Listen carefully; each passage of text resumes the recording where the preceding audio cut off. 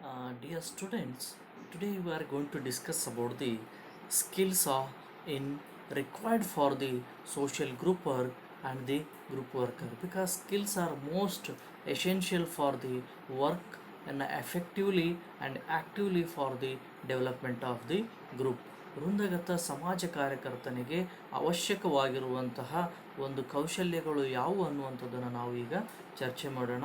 ಯಾಕಂದರೆ ಪ್ರತಿಯೊಬ್ಬ ವ್ಯಕ್ತಿಗೂ ತನ್ನದೇ ಆಗಿರತಕ್ಕಂಥ ಕೌಶಲ್ಯ ಇರುತ್ತೆ. ಆದರೆ ಒಬ್ಬ ವೃಂದಗತ ಸಮಾಜ ಕಾರ್ಯಕರ್ತನಾಗಿ ಯಾವ ಕೌಶಲ್ಯಗಳನ್ನು ಅಳವಡಿಸಿಕೊಂಡಿರಬೇಕು ಮತ್ತು ಆ ಕೌಶಲ್ಯಗಳ ಅವಶ್ಯಕತೆ ಅವನಿಗೆ ಏನಿದೆ, ಅದು ಹೇಗೆ ವೃಂದವನ್ನು ಅಭಿವೃದ್ಧಿಪಡಿಸಲಿಕ್ಕೆ ಅವನಿಗೆ ಸಹಾಯ ಮಾಡುತ್ತೆ ಎನ್ನುವಂಥ ಅಂಶಗಳನ್ನು ನಾವೀಗ ಚರ್ಚೆ ಮಾಡೋಣ ಅನ್ನುವಂಥದ್ದು.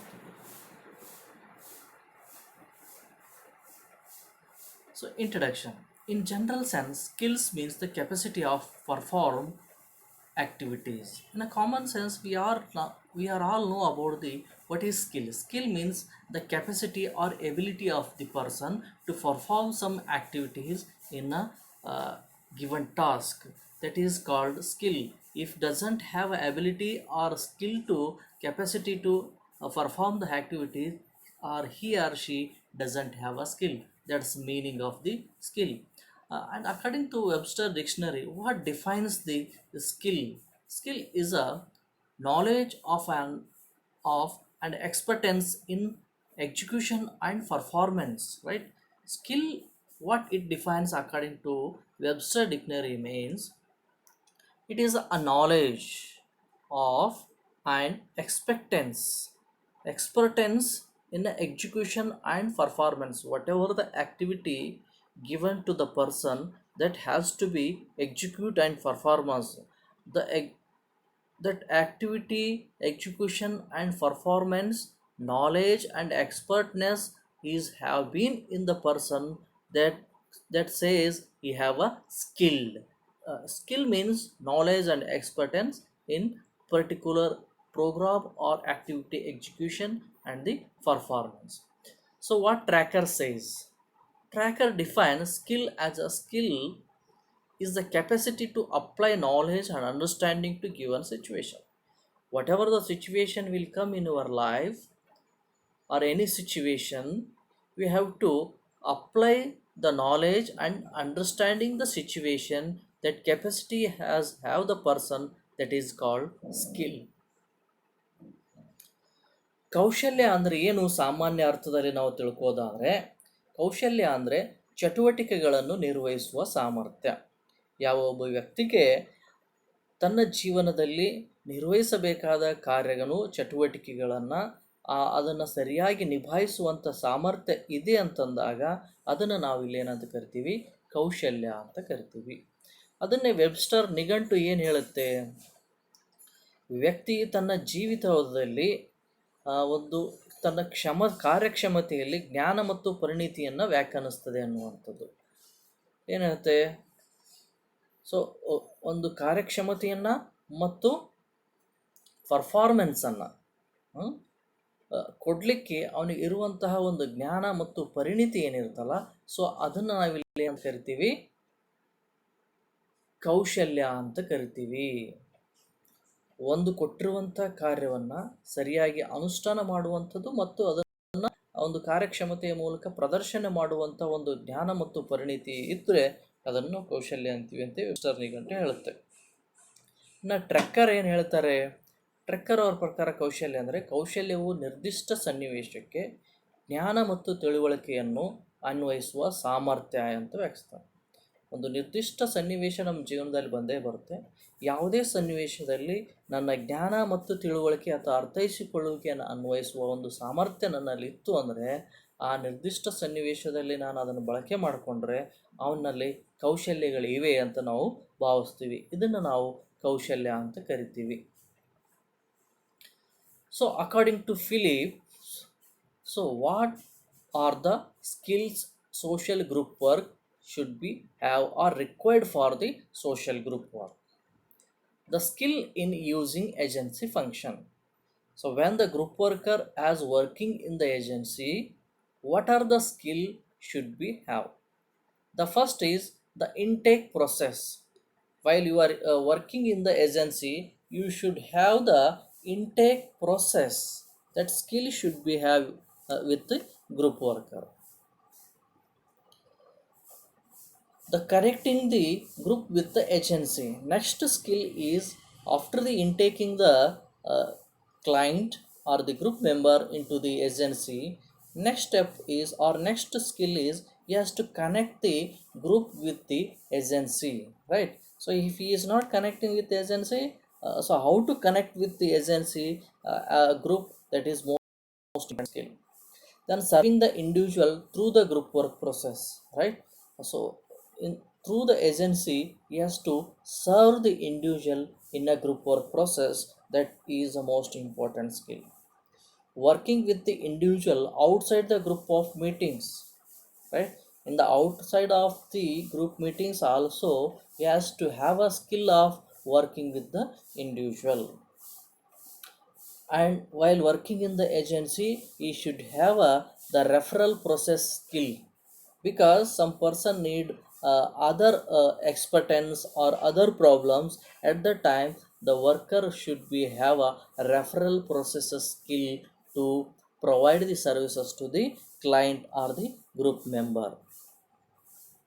ಏಜೆನ್ಸಿಯಲ್ಲಿ ಕಾರ್ಯನಿರ್ವಹಿಸುವಾಗ ಬಳಸುವ ಕೌಶಲ್ಯಗಳು ಯಾವುವು?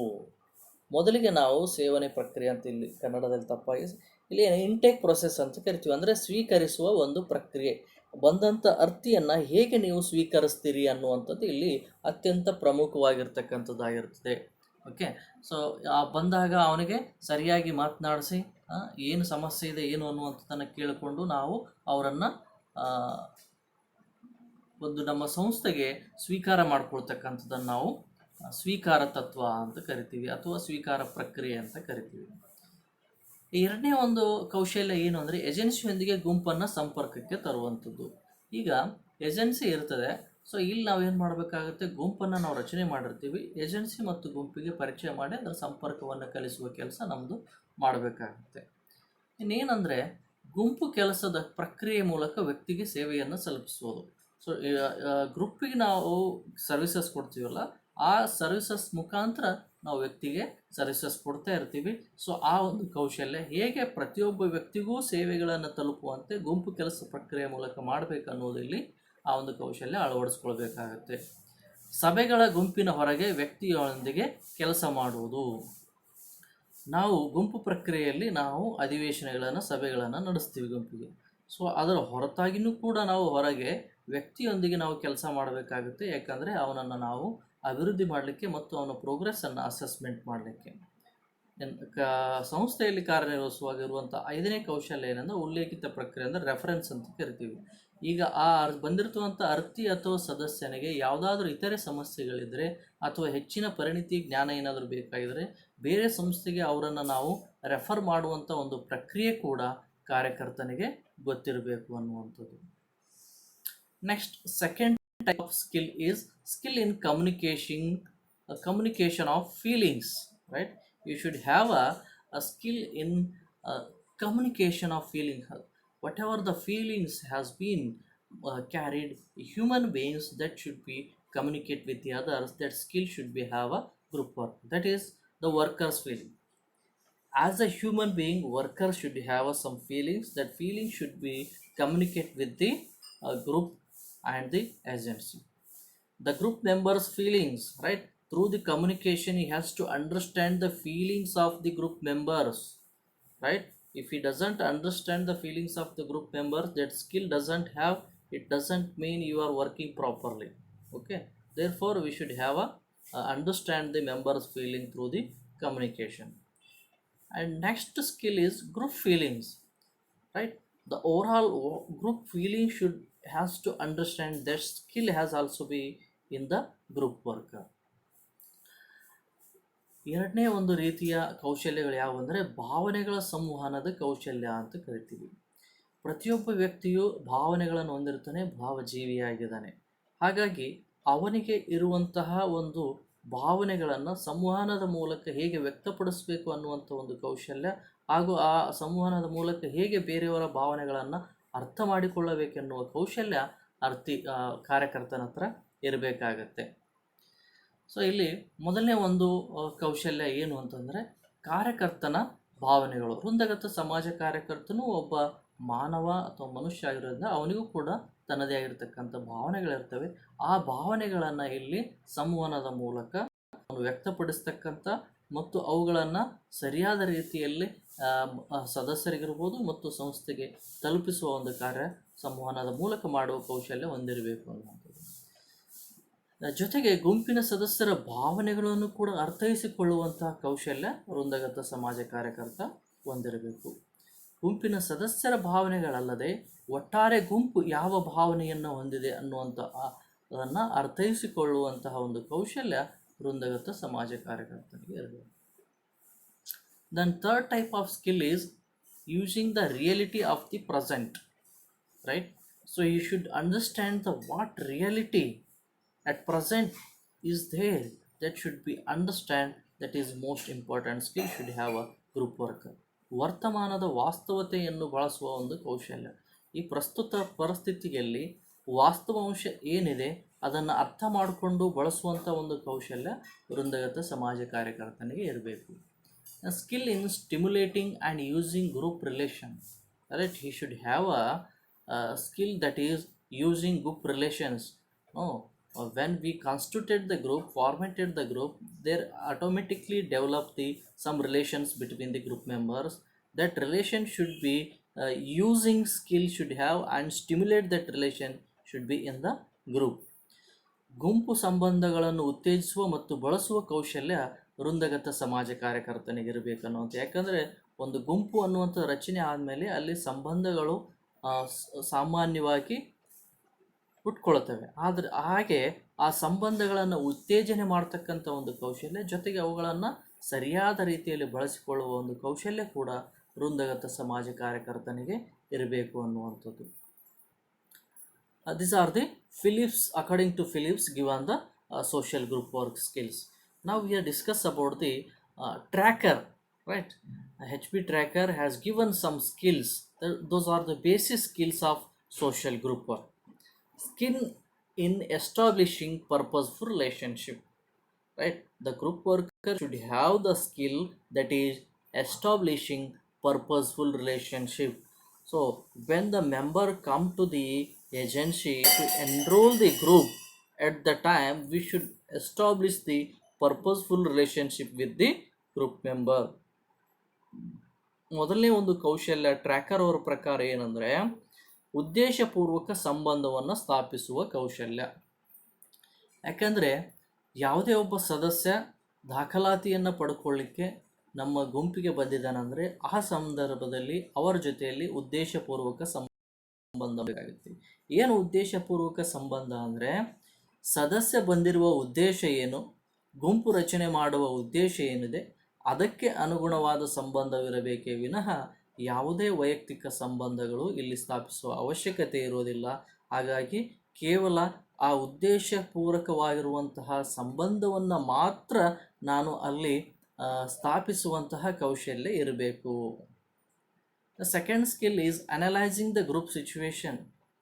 The group worker should have a knowledge about analyze the situation, in which way the group is moving, what are the consequences are facing by the group, how to resolve the group. That all the things should be analyzed by the group worker. That skill should have a group worker.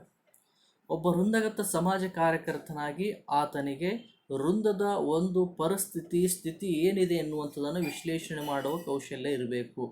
ಗುಂಪು ಯಾವ ಮಾರ್ಗದಲ್ಲಿ ನಡೀತಾ ಇದೆ, ಗುಂಪಿನ ಸದಸ್ಯರ ಭಾಗವಹಿಸುವಿಕೆ ಹೇಗಿದೆ, ಗುಂಪಿನ ಸಮಸ್ಯೆ ಏನಿದೆ, ಏನು ಪರಿಣಾಮ ಆಗ್ತಾ ಇದೆ, ಆ ಸನ್ನಿವೇಶಗಳು ಯಾಕೆ ಸೃಷ್ಟಿಯಾಗ್ತಾ ಇದ್ದಾವೆ ಅನ್ನುವಂಥ ಪ್ರತಿಯೊಂದು ಒಂದು ವಿಶ್ಲೇಷಿಸುವಂಥ ಕೌಶಲ್ಯ ವೃಂದಗತ ಸಮಾಜ ಕಾರ್ಯಕರ್ತನಿಗೆ ಇರಬೇಕು ಅನ್ನೋದು.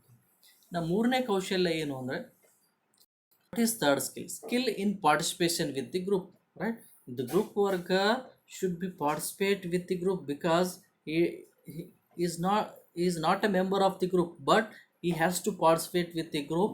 Then only group has to be enable and continue towards the participation in the group activity. He is the motivator and guider of and he is a facilitator of the group. Therefore he has to participate with the group. That skill should have a group worker. ಗುಂಪಿನೊಂದಿಗೆ ಭಾಗವಹಿಸುವಂತಹ ಕೌಶಲ್ಯ ವೃಂದಗತ ಸಮಾಜ ಕಾರ್ಯಕರ್ತನಿಗೆ ಇರಬೇಕು. ಯಾಕಂದರೆ ವೃಂದಗತ ಸಮಾಜ ಕಾರ್ಯಕರ್ತ ಭಾಗವಹಿಸಿದರೆ ಮಾತ್ರ ಅಲ್ಲಿ ಏನಾಗ್ತಾ ಇದೆ ಏನಿಲ್ಲ ಅನ್ನುವಂಥದ್ದು ಅರ್ಥೈಸ್ಕೊಳ್ಳಿಕ್ಕೆ ಸಾಧ್ಯ ಆಗುತ್ತೆ. ಮತ್ತು ಗುಂಪಿನ ಸದಸ್ಯರಿಗೆ ಪ್ರೋತ್ಸಾಹ ನೀಡಲಿಕ್ಕೆ ಮತ್ತು ಅವರಿಗೆ ಬೆಂಬಲ ಕೊಡಲಿಕ್ಕೆ, ಅವರಿಗೆ ಮಾರ್ಗದರ್ಶನ ನೀಡಲಿಕ್ಕೆ ಸಾಧ್ಯ ಆಗುತ್ತೆ. ಮತ್ತು ಅವ್ರಿಗೆ ಏನೇನು ಬೇಕೋ ಅನುಕೂಲತೆಗಳನ್ನು ಮಾಡಿಕೊಡ್ಲಿಕ್ಕೆ ಸಾಧ್ಯ ಆಗುತ್ತೆ. ಹಾಗಾಗಿ ಆ ಒಂದು ಕೌಶಲ್ಯ ಕೂಡ ಅವ್ರ ಹತ್ರ ಇರಬೇಕು ಅನ್ನೋದು. And fourth one, skill in dealing with the group feeling. So how to handle the group feelings, that skill should have the group worker, because the feeling should be understand, and we should make them to feel free as a group. We should make and we should deal with the our skill. ಗುಂಪು ಭಾವನೆಯೊಂದಿಗೆ ವ್ಯವಹರಿಸುವ ಕೌಶಲ್ಯ ಇರಬೇಕು ಅನ್ನುವಂಥದ್ದು. ಗುಂಪು ಯಾವ ರೀತಿಯ ಭಾವನೆಯನ್ನು ಹೊಂದಿದೆ, ಆ ಭಾವನೆಗೆ ಹೇಗೆ ಸ್ಪಂದಿಸಬೇಕು ಮತ್ತು ಅವರ ಭಾವನೆಗಳನ್ನು ಹೇಗೆ ಅರ್ಥ ಮಾಡಿಕೊಳ್ಬೇಕು ಅನ್ನುವಂಥ ಒಂದು ಕೌಶಲ್ಯ ಒಬ್ಬ ವೃಂದಗತ ಸಮಾಜ ಕಾರ್ಯಕರ್ತನಿಗೆ ಇರಬೇಕಾಗುತ್ತೆ ಅನ್ನುವಂಥದ್ದು. The next fifth skill is skill in program development, right? As a group worker, he should have the skill of program development. Program is the most important. We have discussed in the last class. The program and program planning is the most important aspect in the process of group work and to solve the problems of the group through the program intervention. So the skill has to be developed, the programming development of the group worker. ಕಾರ್ಯಕ್ರಮ ಅಭಿವೃದ್ಧಿಯ ಕೌಶಲ್ಯವನ್ನು ವೃಂದಗತ ಸಮಾಜ ಕಾರ್ಯಕರ್ತ ಹೊಂದಿರಬೇಕು. ಯಾಕಂದರೆ ಕಾರ್ಯಕ್ರಮ ಅನ್ನುವಂಥದ್ದು ವೃಂದಗತ ಸಮಾಜ ಕಾರ್ಯದ ಪ್ರಕ್ರಿಯೆಯಲ್ಲಿ ಅತ್ಯಂತ ಬಹುಮುಖ್ಯವಾಗಿರ್ತಕ್ಕಂಥ ಒಂದು ಕಾರ್ಯ ಆಗಿದೆ. ಆ ಕಾರ್ಯಕ್ರಮದ ಮುಖಾಂತರವಾಗಿಯೇ ನಾವು ವೃಂದದ ಸಮಸ್ಯೆಗಳನ್ನು ಪರಿಹಾರ ಮಾಡುವ ಒಂದು ಕೈಂಕರ್ಯವನ್ನು ಕೈಗೊಳ್ಳುತ್ತೀವಿ. ಆ ನಿಟ್ಟಿನಲ್ಲಿ ಕಾರ್ಯಕ್ರಮವನ್ನು ಹೇಗೆ ರೂಪಿಸಬೇಕು, ಹೇಗೆ ಅಭಿವೃದ್ಧಿಪಡಿಸಬೇಕು ಅನ್ನುವ ಒಂದು ಕೌಶಲ್ಯ ಕೂಡ ವೃಂದಗತ ಸಮಾಜ ಕಾರ್ಯಕರ್ತನಿಗೆ ಇರಬೇಕು ಅನ್ನುವಂಥದ್ದು. ನೆಕ್ಸ್ಟ್ ಸ್ಕಿಲ್ ಏನಂದರೆ skill in using agency and community resource, right? What ever the resources are available in the agency and outside the agency, that is by the community. These all the resources should have to use. That skill should develop the group worker. If you are not using properly resources, you doesn't work properly in the group and development activities. So the group worker has to be developed using agency and community resources. ಸಂಸ್ಥೆ ಮತ್ತು ಸಮುದಾಯದ ಸಂಪನ್ಮೂಲಗಳನ್ನು ಬಳಸಿಕೊಳ್ಳುವಂಥ ಒಂದು ಕೌಶಲ್ಯ ವೃಂದಗತ ಸಮಾಜ ಕಾರ್ಯಕರ್ತನಿಗಿರಬೇಕು. ಯಾಕಂದರೆ ಗುಂಪು ಚಟುವಟಿಕೆಗಳನ್ನು ನಡೆಸಬೇಕಾದ್ರೆ ಸಂಪನ್ಮೂಲಗಳ ಅತ್ಯಂತ ಅವಶ್ಯಕತೆ ಇರ್ತದೆ ಅಲ್ಲಿ. ಸೊ ಆ ಕಾರಣಕ್ಕಾಗಿ ಸಂಸ್ಥೆಯಲ್ಲಿ ಲಭ್ಯ ಇರುವ ಒಂದು ಸಂಪನ್ಮೂಲ ಮತ್ತು ಸಮುದಾಯದಿಂದ ಪಡೆದುಕೊಳ್ಳಬೇಕಾದ ಸಂಪನ್ಮೂಲಗಳು ಯಾವುದಾವೆ ಅವುಗಳನ್ನು ಸರಿಯಾದ ರೀತಿಯಲ್ಲಿ ಬಳಕೆ ಮಾಡಿಕೊಳ್ಳುವಂಥ ಒಂದು ಕೌಶಲ್ಯ ವೃಂದಗತ ಸಮಾಜ ಕಾರ್ಯಕರ್ತನಿಗೆ ಇರಬೇಕು. The last but not least, the skill is skill in evaluation. So you should have the knowledge and skill of evaluation, how to evaluate the group from the pre-group formation to the termination and follow up the group. By this all the process, we should have the evaluation skill, where we have to develop what we need to change. This all the things will come to know, and we should assess the performance of the group work and the group member and all the group and agency performance through the evaluation only. So how to evaluate and where to evaluate and when to evaluate, this all the skill has to be developed by the group worker. ವೃಂದಗತ ಸಮಾಜ ಕಾರ್ಯಕರ್ತನಿಗೆ ಮೌಲ್ಯಮಾಪನ ಮಾಡುವಂಥ ಒಂದು ಕೌಶಲ್ಯ ಕೂಡ ಇರಬೇಕಾಗುತ್ತೆ. ಯಾಕಂದರೆ ಮೌಲ್ಯಮಾಪನ ಅನ್ನುವಂಥದ್ದು ಅತ್ಯಂತ ಪ್ರಮುಖವಾಗಿರುವಂಥದ್ದು. ನಿಮ್ಮ ಒಂದು ನಿರ್ವಹಿಸಿರುವಂಥ ಜವಾಬ್ದಾರಿಗಳು ಅತ್ಯುತ್ತಮವಾಗಿದ್ದಾವೆ, ಪರಿಪೂರ್ಣವಾಗಿ ಪೂರ್ಣಗೊಂಡಿದ್ದಾವೆ ಅನ್ನುವಂಥದ್ದು ಅರ್ಥ ಆಗುವಂಥದ್ದು ಯಾವಾಗ ಅಂದರೆ ಮೌಲ್ಯಮಾಪನದ ಮುಖಾಂತರವಾಗಿ. ಸೊ ಗುಂಪು ರಚನೆ ಪೂರ್ವ ಹಂತದಿಂದ ಹಿಡ್ಕೊಂಡು ಅಂತ್ಯಗೊಳಿಸುವಿಕೆವರೆಗೆ ಪ್ರತಿಯೊಂದು ಹಂತದಲ್ಲಿ ನಾವು ಮೌಲ್ಯಮಾಪನವನ್ನು ಕೈಗೊಳ್ಳುತ್ತೀವಿ. ಕಾರ್ಯಕರ್ತನ ಒಂದು ಮೌಲ್ಯಮಾಪನ ಆಗಿರ್ಬೋದು, ಸದಸ್ಯರ ಮೌಲ್ಯಮಾಪನ, ಸಂಸ್ಥೆಯ ಮೌಲ್ಯಮಾಪನ, ಗುಂಪಿನ ಮೌಲ್ಯಮಾಪನ, ಹೀಗೆ ಹಲವಾರು ಅಂಶಗಳನ್ನು ನಾವು ಮೌಲ್ಯಮಾಪನ ಮಾಡುವುದರ ಮುಖಾಂತರ ಅದರ ಅಭಿವೃದ್ಧಿ ಮತ್ತು ಪ್ರಗತಿಯನ್ನು ಪರಿಶೀಲನೆ ಮಾಡ್ತೀವಿ.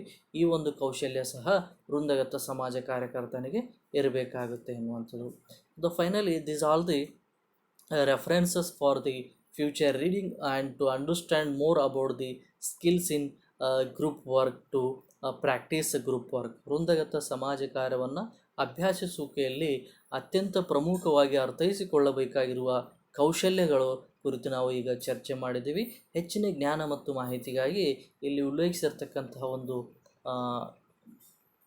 ಪುಸ್ತಕಗಳನ್ನು ನೀವು ಅಧ್ಯಯನಿಸ್ಬೋದು ಅನ್ನುವಂಥದ್ದು.